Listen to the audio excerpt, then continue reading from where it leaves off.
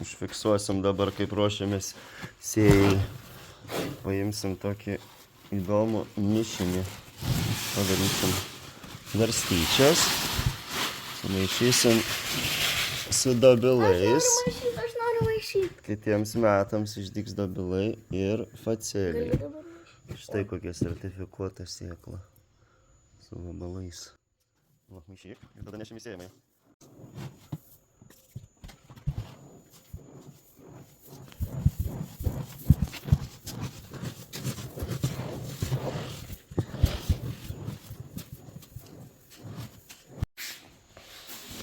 Jau sumaišėm sėklytes, dabar jos keliauja į dėžę ir tada keliaus į sėjamąją.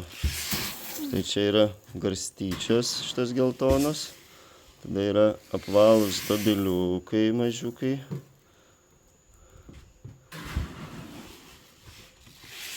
Ir tos rudos pailgos tokios sėklytės yra facelija. Facelija labai myli bitės. Nes turi daug medaus. Dabar nešim į sėjamąją ir važiuosim sėti. Svarstyklės. Kamgi mums sėjimui svarstyklės? Matuosime sėklos išsėjimo normą į hektarą.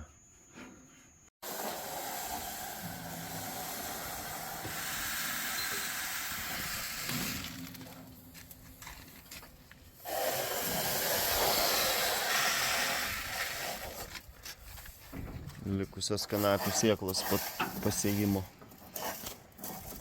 Išvalom viską. Dar šiek tiek lieka, nieko baisaus. Mums tinka.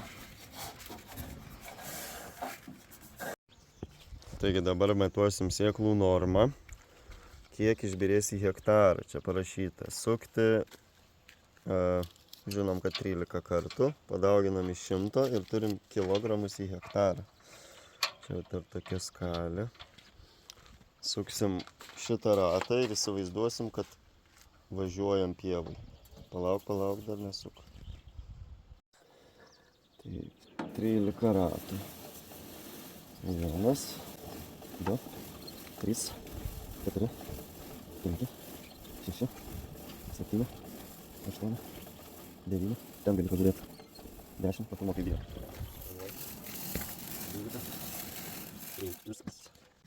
Surinksim viską į tą kibiriuką, pasversim, padauginsim iš 100 ir žinosim, kiek į hektarą išbyrėtų sėklų.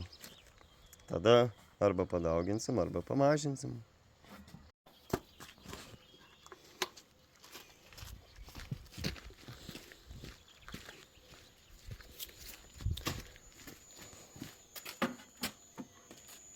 Ir beveik pataikėm.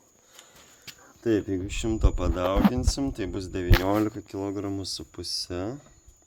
O mums reikia pagal skaičiavimus 17 kg ir 17 su puse. Tai 2 kg per daug. Dabar sumažinsim normą. Taigi, turim 11 padalą ir biškį per daug byra. Dabar uždėsim ant 10 ir vėl pamatuosim, ką turim.